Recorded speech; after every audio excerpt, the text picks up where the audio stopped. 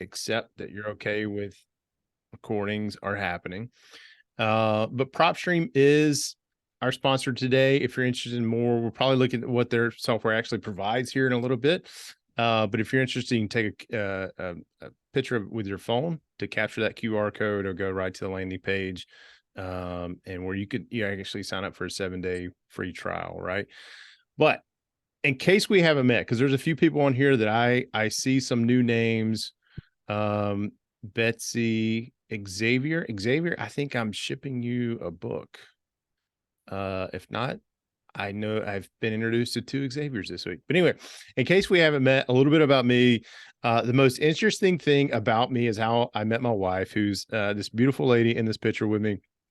And those are our 3 kids. We actually met as contestants on a reality TV show way back in the day in 2008. It was focused on fishing. We spent a couple months in Costa Rica getting to know one another.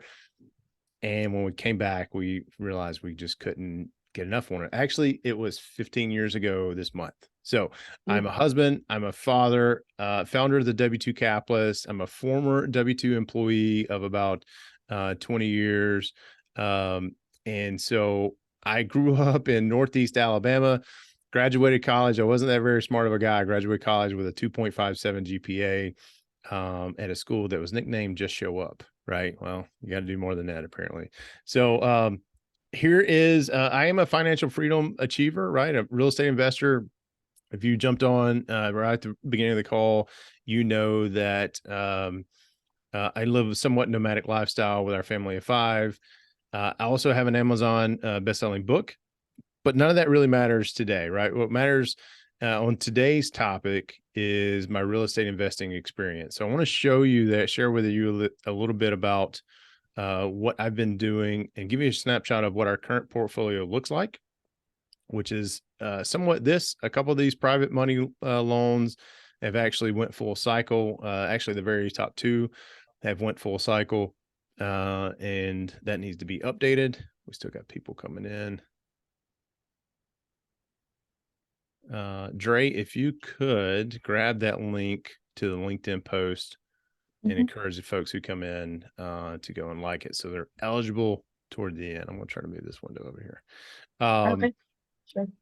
And then the fully cycled positions, these are positions that we used to be in either as sole owners, as limited partners, private money lenders, or general partners.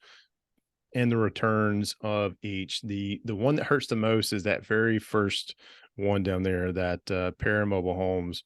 I got really excited about getting in the mobile home space, and didn't know what I was doing. So that is a negative 40% return. So yes, we lost money on those. Lesson learned. So real quick, in the chat, if you could, let me know where you are from. And that map is for primarily my benefit. I failed geography with my 2.57 GPA. Grant, I know you, yeah, Julie's in Texas. Hey, Julie, good to see you. Grant's in Georgia. Yep, Grant. Xavier's Chicago, Houston, Pennsylvania. Hey, Helena, good to see you again. Got a couple more. Ross, I know where you're in Chicago. You're up there by Xavier. Yeah. Xavier's in Chicago? Yeah. Betsy's in Florida. All right, Betsy, what part of Florida are you from? I'm in the Panhandle myself currently. Greg, still getting over the loss on Sunday. All right, so sometime, Greg, you and I are going to talk about just how rigged the NFL is, and we'll share a beer over it. Ah, Betsy, Pensacola, my neighbor. Okay, cool. I'm out in Gulf Breeze. So awesome. All right, so real quick, just your investing experience level. In the chat, put a 1 for a beginner. To me, this is how my classification, right? You've done 0 to 3 transactions. Yeah, that is a blurry map. You're right. I'm sorry about that. I need to work on that. Intermediate, you've done 4 to 10 transactions. Advanced, you've done 10 or more transactions. Just to kind of let me know where you've been, right? Or what your experience level is so far. First house hack. That's right, Helena. Yeah, you and I were chatting on LinkedIn about that. Awesome. All right. So a couple of disclaimers. Attorneys wanting you to see this. You've probably heard this or seen this a couple of times. Basically, it says, I'm not a certified financial planner. I'm not a tax expert. If you're going to make an investment, all investment carries certain risk. Make sure to meet your criteria. Make sure you're okay with the risk, because you can lose money. Okay. We try not to, especially our partners' money. But it does happen. And so I want to talk about partners real quick.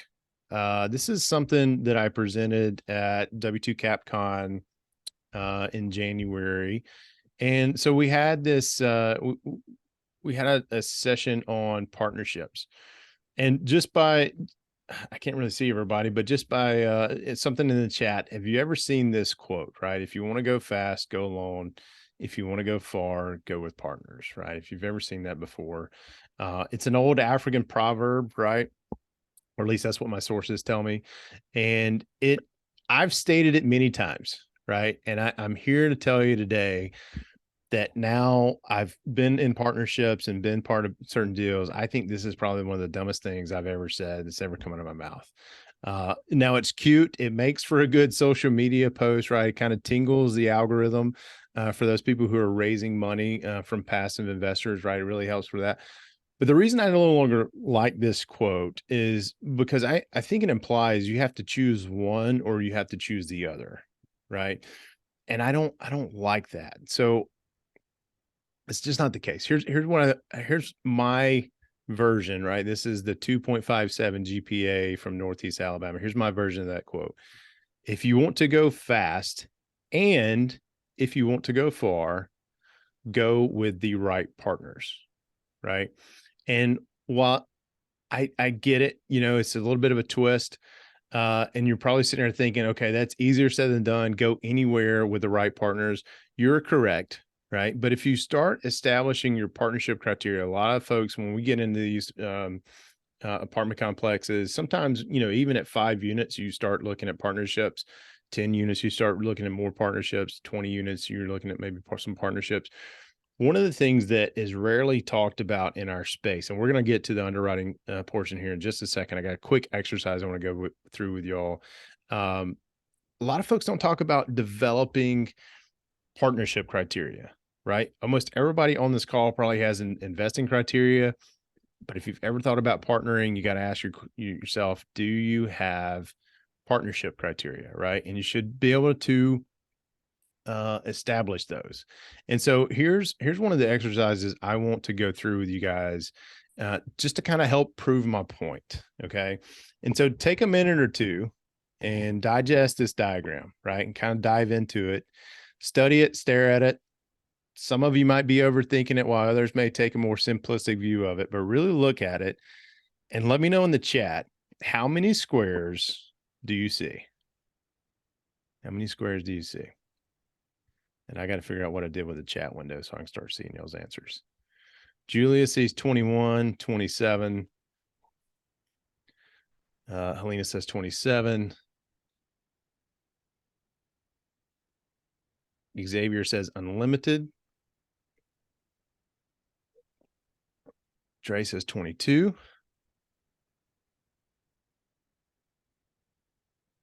By the way, whatever number you put in there and you think it's absolutely correct and everybody else is crazy, right? Betsy says 22. Grant says 33. All right. Grant's getting up there. Xavier said unlimited. Did I miss any? I'm going to assume the rest of you are still counting. Ross says 16.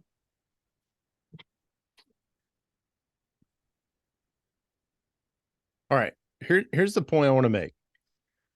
Because a lot of us probably have heard this conversation as well about there's a popular book out now called Who Not How, right? Or outsource everything. But to run a successful business, to go far and to go fast, I believe that there are two motions that one has to do to be successful, right? The motion of, and I like this version the best, of looking down and in, right? So you're working on your business, and the motion of looking up and out, right? So some of you have heard this put in a different way, to be working on your business and not in your business, right? It's one version of that. The other one is who, not how, as I mentioned there. I think at times you have to be able to do both, right? We're looking down and in, but we're also looking up and out, right? You have to do both. And with the right partners, and I'm going to reveal the correct answer here in just a minute. So keep them coming, Raid C16 as well. The right partners can help you do this faster than you can do it by yourself, right? So the correct answer is, where's Xavier? Xavier, unlimited. The correct answer and how many squares are here is unlimited. All right. There are literally countless squares in here. And hopefully I'm going to prove this to you here in just a second. If we're to zoom in, right, on this blinking arrow, it's a pixelated graph. We're going to zoom in. We're going to choose one of those big squares. We're going to take a section of that. And we're going to zoom in again. And we're going to zoom in again. We're now on the edge of that square. We're going to see that there are literally millions upon millions of squares, right, in the original picture. Now, it depends on how you look at it, right, and how you see it. There is no right or wrong answer. Some of you who said 16 squares, maybe you should partner with folks like Xavier who said unlimited, right? Because Xavier is thinking big picture. I'm always looking up and out. Where Ross, Raid, y'all are looking down and in, right? You're working on your business. And I think as partners, it takes both to be extremely successful. Because if we're constantly looking down and in, we never have the vision. And if we're constantly working on visionary stuff, we never take a minute to actually work on our business, right? And I think it takes both. And I hope that makes sense. So, just a quick little exercise. Xavier, I've never had anybody say unlimited. I'm curious to know if where you can, like, have you seen this before? A lot of people hadn't seen this before, but if you've seen this before, where you saw it, I have not ever seen it okay. before. I just started counting, and then I started making permutations of it, and then it was way too many to have a finite number, and that's why I went to unlimited. I like it. I like it. That's good. Thank you, sir. Yes, sir. Thank you. And yes, I'm waiting for your book excitedly. All right. I'm told by the boss lady, the wife, that I've got to go to the post office today. So I'll drop it in the mail.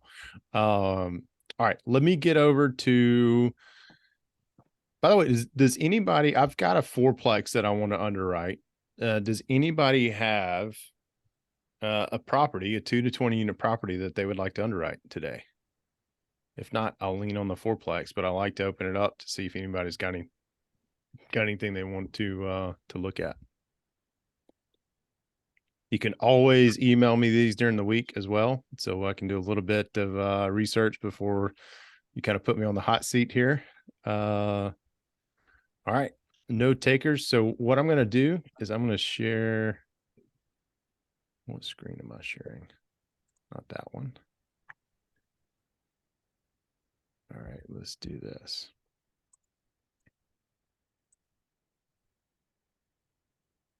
You guys hear my kids screaming in the background? I apologize.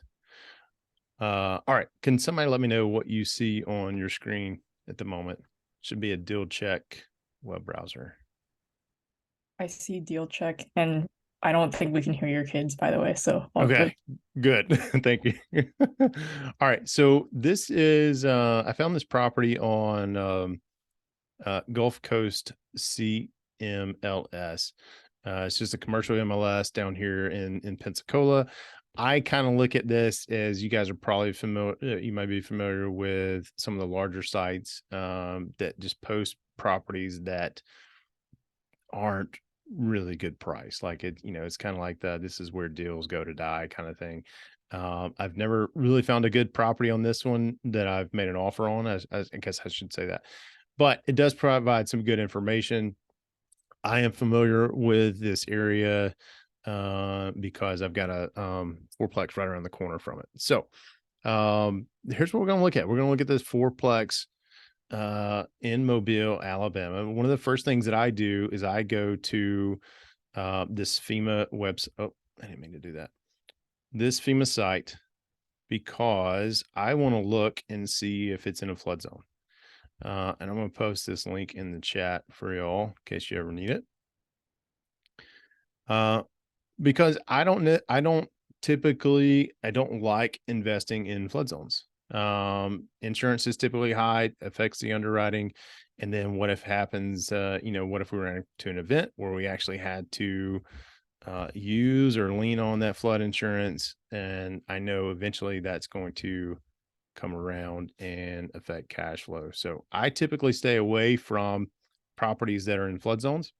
So this is where I start when I look at opportunities. Now, sometimes this map takes a while to load. Sorry, got distracted. Sometimes it takes a while for this map to load, but what you're going to see is if there is any blue or orange, I can show you down here on the legend. Those are going to be your flood zones. But if there's none of that blue or orange, then you're typically okay. And so let me zoom out because I know there's a flood zone right near here. Because you can see this is the let's get in the Mobile. So now you can kind of see what the orange and blue looks like from a flood zone, right? So we can see our target property indicated by the red pin drop is that we're not in a flood zone, so we're okay.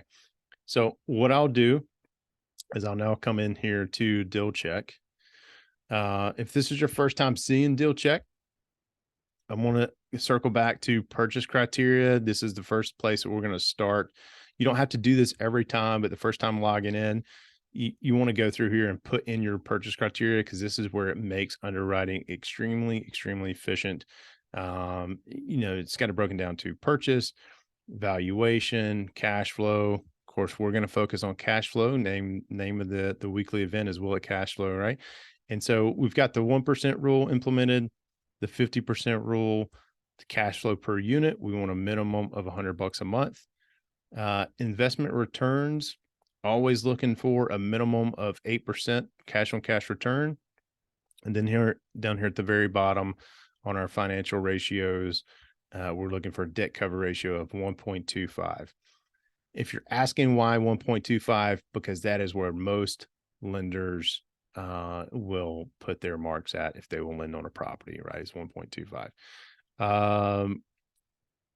Do you also look at floodfactor.com? I struggle looking.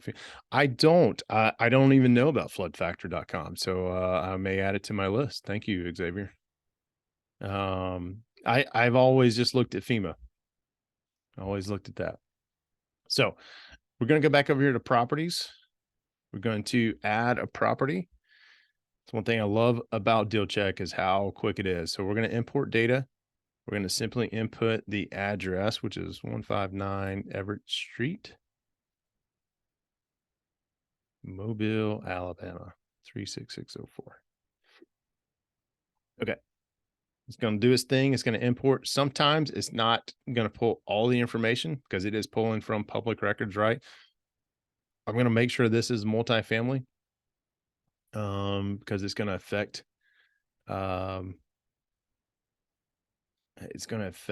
how we can underwrite it and some variables and fields that we can add. It's going to right away show you a couple of different things. The property value estimates, 169 is the deal check estimate. Sometimes if there is a Zillow estimate or a Zestimate, it'll also put that there. Rentcast, so rental income estimates.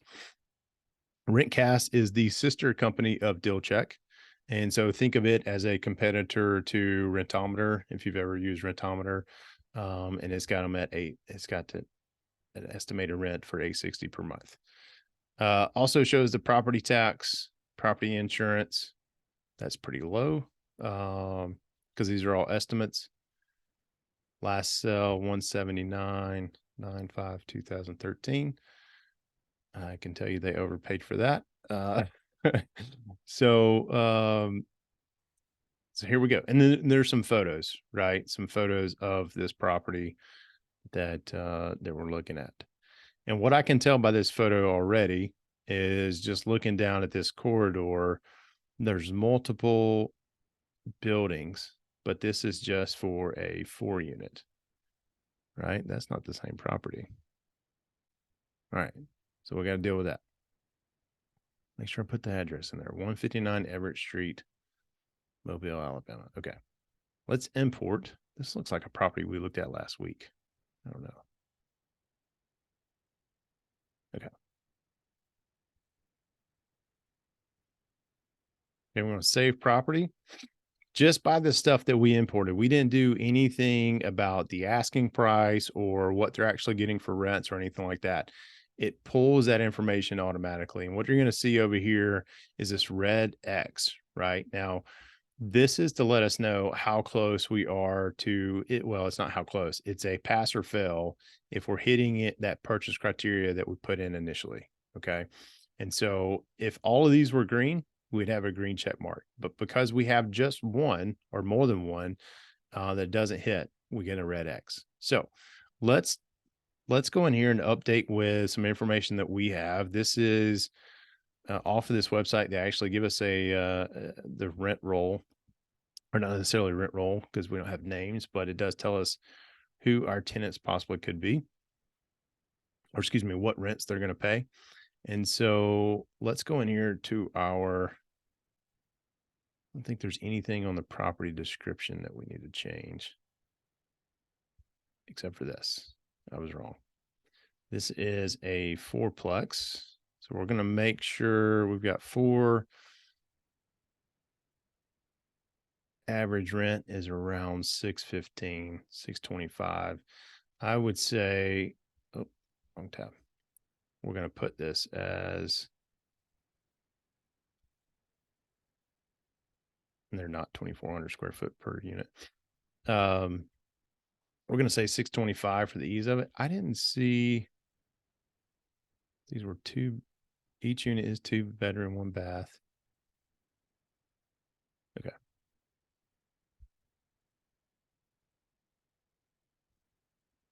Does it tell us the square foot? Probably not. I know they're not 2,400 a piece. It could be 2,400 total. That would make more sense. So we're going to say 600 per unit. Residential. Okay, we're going to save that. Notice I don't have to do anything here except for go back because we've updated our unit composition. And then we're going to go over to our purchase worksheet. By the way, if anything would have changed in that to hit our criteria, this would have been updated, right? Purchase worksheet. So their asking price is $295. It's high. I know it's high. 295,000. We're going to be doing any repairs to this.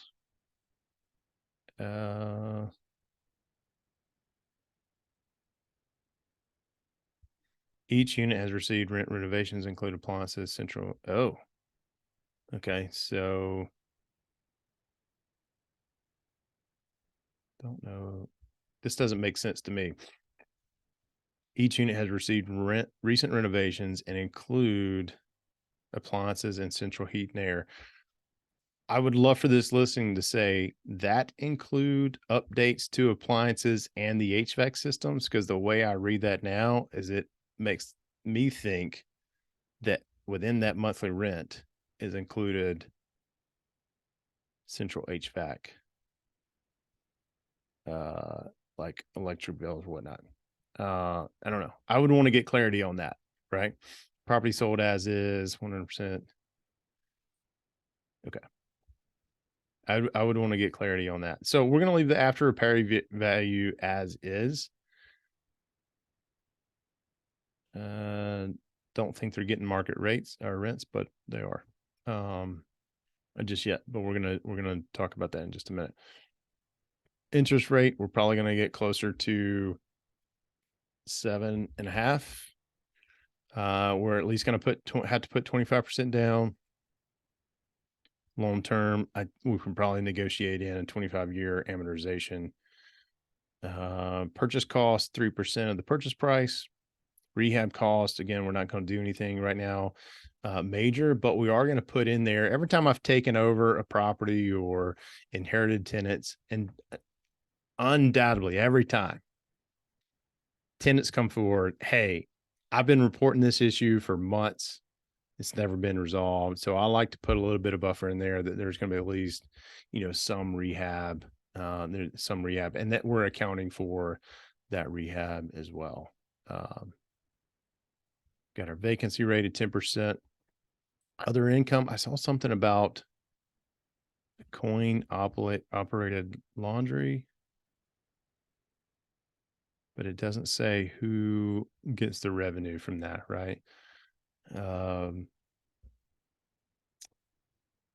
Yeah. Okay.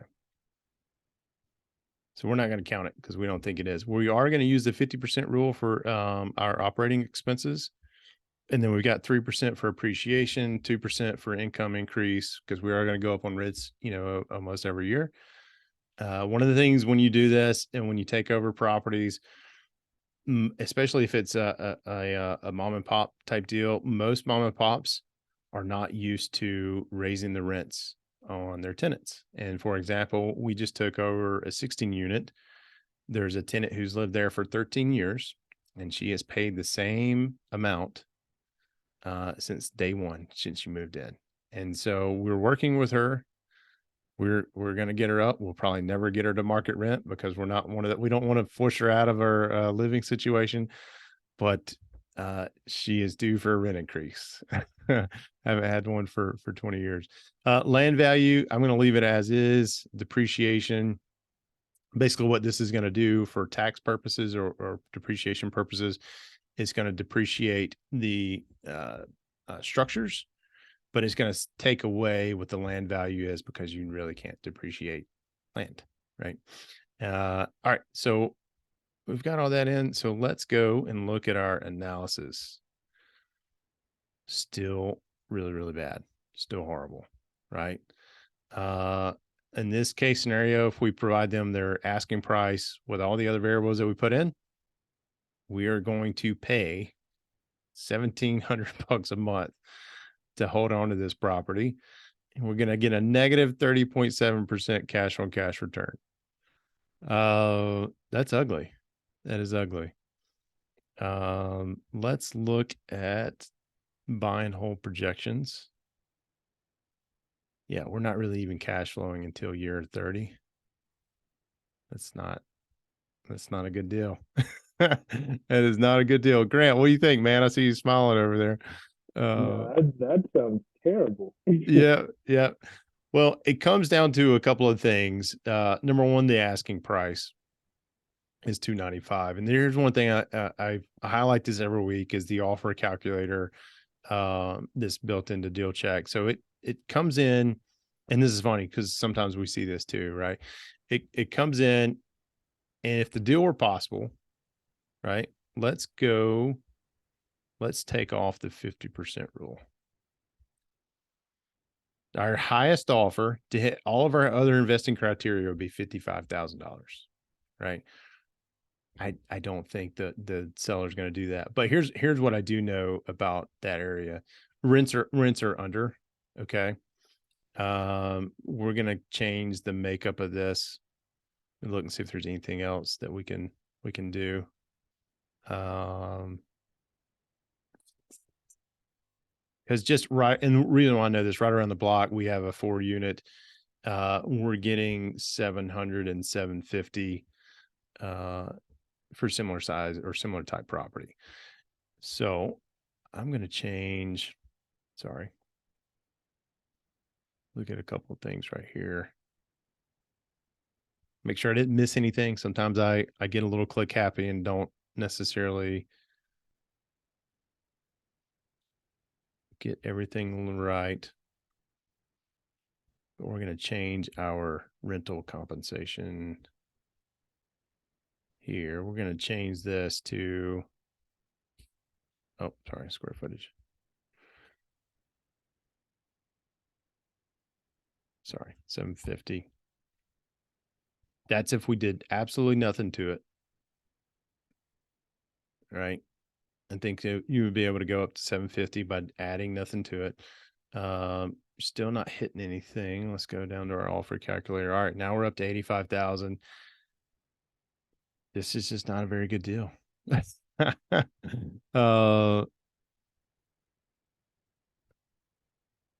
let's see if we can make this work somehow. So here's what we're planning to do with one of our units. And so I'll explain this. We've got our property. We just had a tenant leave. Now they've been there for 17 years, right? And this is on the, and you can imagine how well they've taken care of this place. It's not, we're going to spend some money on this one. Not why sure why these changed. I didn't mean to do that. Did I do that? Why did I do that? Interest rate, we're going to put it 7.5, 25% down payment.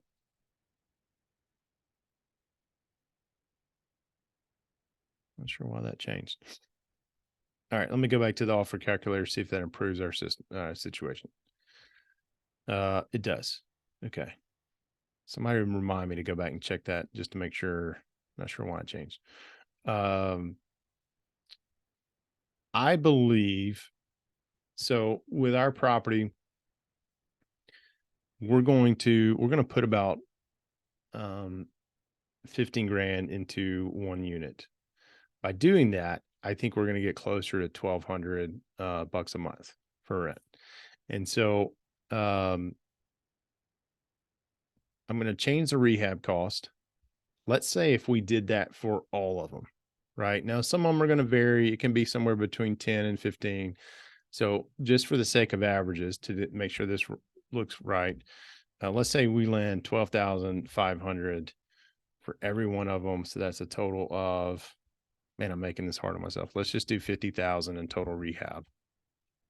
All right.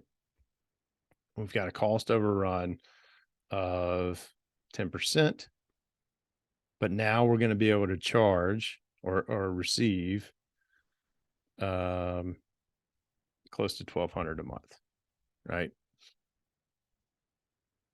Now let's go back and see where we are on this particular property.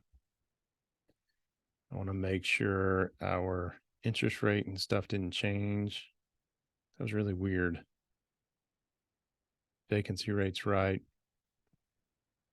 I also believe once we get it stabilized, that we're going to operate it somewhere around 45% and not 50%, maybe even a little less.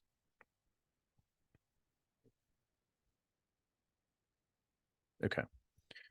All right. Now let's look at our analysis to see. Okay. Now we're getting close, right?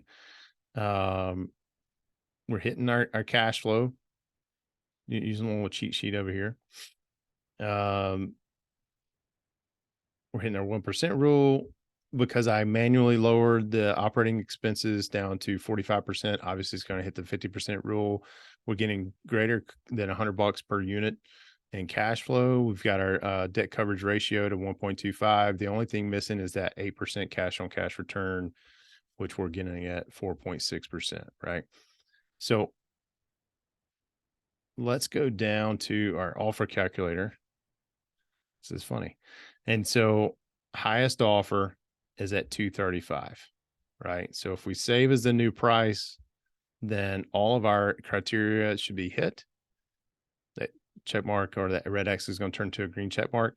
And here's the funny thing about this is we just did a cash out refinance on our fourplex and it appraised for 232. So I knew when I saw 295, I was like, you know what? I hope they get it. That's just going to increase the comps because I'm right around the corner for them, but I don't think they'll get it because we were at 232. So,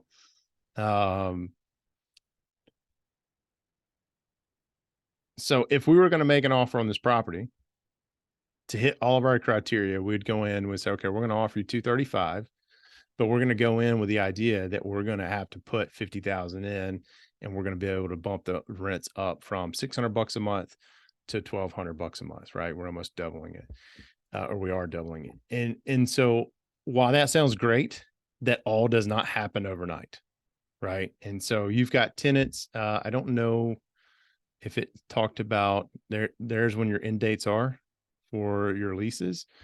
And so you could start picking these off one by one. There's a lot of different strategies that you could do to take over the property and kind of work the plan. I'm not a big push everybody out all at once kind of thing on these smaller complexes, because then you have a building sitting there empty, not producing any income at all whatsoever. So like what we're going to do with ours, we're going to actually take a one unit at a time and work on it, get it up and going. And then as tenants move out, do the next one and do the next one. For us, the investing side is definitely a marathon, not a sprint. And so I'm okay with taking that time, right? As long as we're still producing cash flow. Any questions, comments, confusion? I know I ran through that pretty quickly.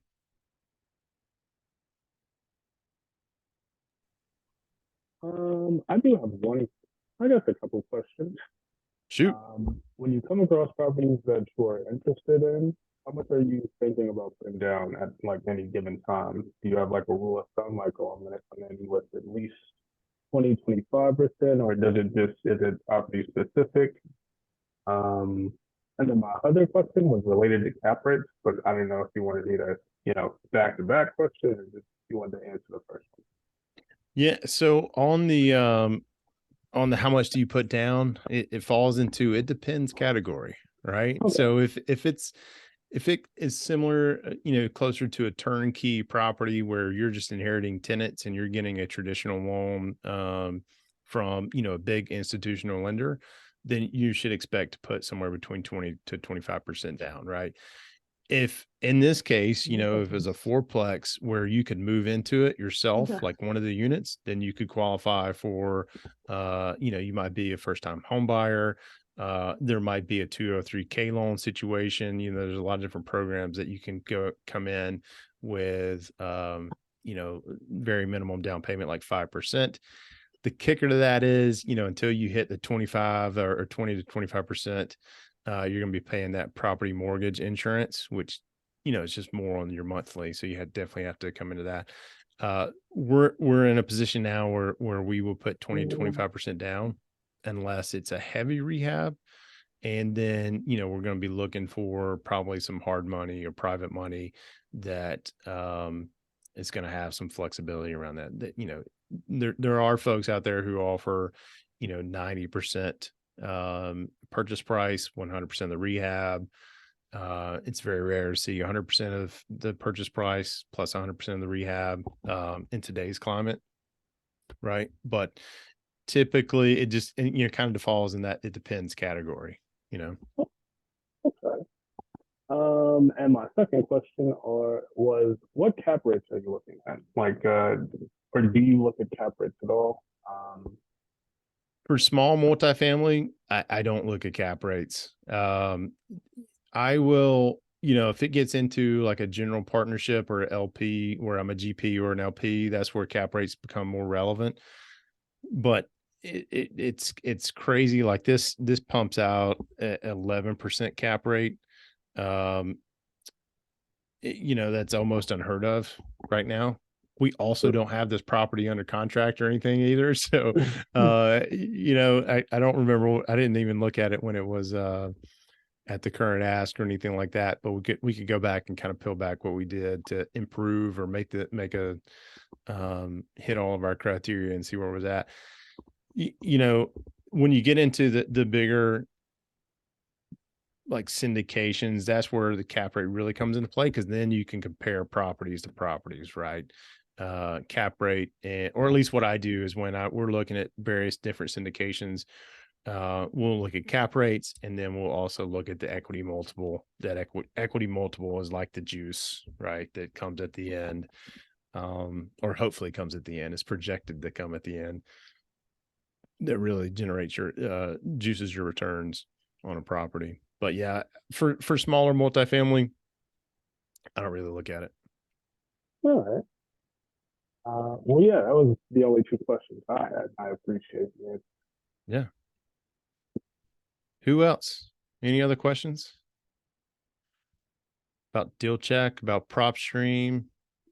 About deal check, do you always use that to do the calculations? Not always. And so like I will do a quick napkin test. Like initially this property is listed for 295, right? So I'm going to round up to 300 so I can make the math easier on myself. So I'm going to divide 300 by 4, and we're going to get into what is that? And 8, 7 something for like 75,000 per unit. And then I'm going to, okay, what's the current rents? They're at 600. So they're below the 1% rule. So I wouldn't even take it past that. Right. If I didn't know anything about the area or know anything about this property, but because I do have a property around the corner and I see that these rents are under, I would, and so here's probably what I'll do is we'll renovate our one unit. And if we're getting $1,200 a month, right? Like I think we can. And then I know now I have a proof of concept and I can go make an offer. And I think this one will still be available, past the summertime. Then I can say, okay, I did it over there. Why can't I do it here? Kind of thing. And so I will go toward, use the napkin test first. If it passes the napkin test or really grabs my interest and it's something that I can do financially on my own. Yeah, that's what I was going to ask you. Are you going to do this on your own? I mean, well, I use Deal Check to look at deals that I'll do on my own, right? Where it kind of lacks is if you want to get into a GP or LP syndication, it doesn't have the ability to break those down where you can do the splits and the waterfalls and all that. I have another massive spreadsheet that I use for that. And it takes a lot longer to go through than these 30-minute phone calls or an hour phone calls that we do. Okay. But if it punches my numbers here, then I know that I can probably go find, if I needed to get a partner just for something like a joint venture, then I can go find somebody that potentially will partner with me on this one. But if it comes to a like a bigger syndicate, like a syndication deal, then we're going to go get out the massive spreadsheet and we're going to start, really looking into the numbers. Right. Okay. Okay. If you guys are interested, maybe we'll do one of those one week, but it takes a while to go through. I think there's like 15 tabs on the spreadsheet. I was thinking of this one. Yeah. Yeah. No, this one, I would say that we would do this one by ourselves. Okay. Yeah.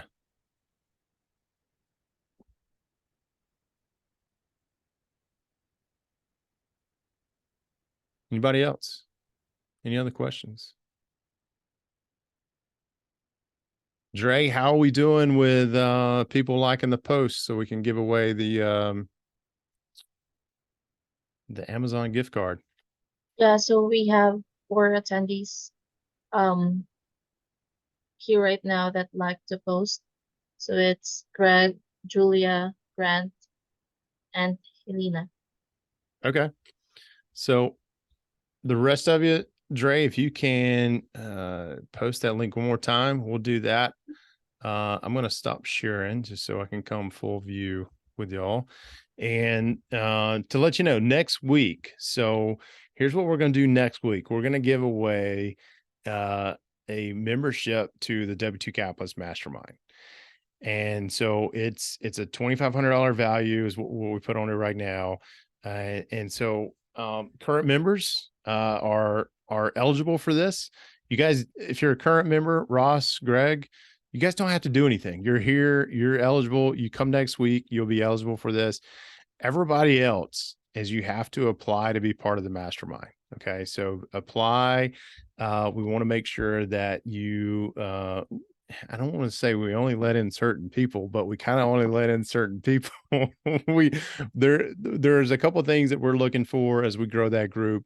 We don't take everybody who is just has a credit card and wants to come in and kick the tires around. And you have the comfort of once you join, you know that everybody else has been through the same process. I think we've had this process for a couple of years now, and that way you're around like-minded folks. So the way that you can apply to the mastermind is just go to w2capitalist.com/apply. I think. I just posted that before I tested it, but I think that's what it is. Yeah. And there is a type form on there for you to go through. It takes about 5 minutes to go through the application process. And then, yeah, that's it. And then what we'll do next week is we'll probably make the same announcement next week. And then we'll do the drawing at the very beginning of the following week. Okay. So if you're here next week, you're eligible. And then as long as you've applied, and then we'll do that. Okay. So Dre, are you ready to spin the wheel of names and let's give away a gift card?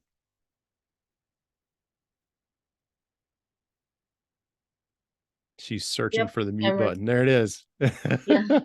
Yeah, I'm sorry. Yeah, there is just one additional to the likers on the That's okay. post. So it's Randy. Yep. So I've just added his name here. So yeah, Awesome. I'll just go ahead and share my screen just a second. Everybody else is like, hurry up and spin the wheel of names. The longer you wait, the less chance I get to win. And Dre, you know what we didn't do this week? Yeah, the Music. sound just Yeah. let- Music. That's it. I was about to like go hit the play button. Don't worry on the about it. sound. Don't worry about it. You got the wheel of names up there. Let's do it. Let's do it. Yep, just a second. Any Wheel of Fortune watchers in here? Anybody like Wheel of Fortune? It's like a family tradition around here. That's where you met your wife, on the Wheel of Fortune? No. We love watching it with our kids and see them yell out letters that don't make any sense in the words. Hey Jay, I'm right there. I'm right there with you. My kids love it. We actually Yeah. got them a Wheel of Fortune kind of travel set that, you know, it's based on like what you can do on an airplane. It's great. They love it. Okay. We might need to do I didn't even know that it existed. With us starting to travel, maybe we might need to get that. That's awesome. Yeah. Thank you, Greg. All right, Dre. Can you hear the music on the background or? No, but don't worry about it. Let's just spin the wheel. Okay, sure. All right. Lucky winner, $100 Amazon gift card, courtesy of PropStream, is, I can't tell if it paused or frozen. Helena. Congrats, Helena. Awesome. All right, Helena, I'm gonna message you and get that set up for you. Okay. Thanks, guys. Yeah, thanks for being here. Good. All right, y'all. We'll do this again next week. If you guys need anything, y'all all have my email address. I've been probably blowing up your inboxes like crazy on the call about coming to the call. So thank you for being here. Ross, it looks like you're about to say something. Oh, no, thank you. I really enjoyed it today. Thank you very Awesome. much. Well, I hope to see you next week. Y'all stay warm up there in Chicago. I'm not going to tell you. It's 70 degrees down here today, and it feels amazing outside. It's not that cold out today. Good. All right. You guys have a great rest of your day, and I'll see you next week, hopefully. You too. Bye. Bye, everyone.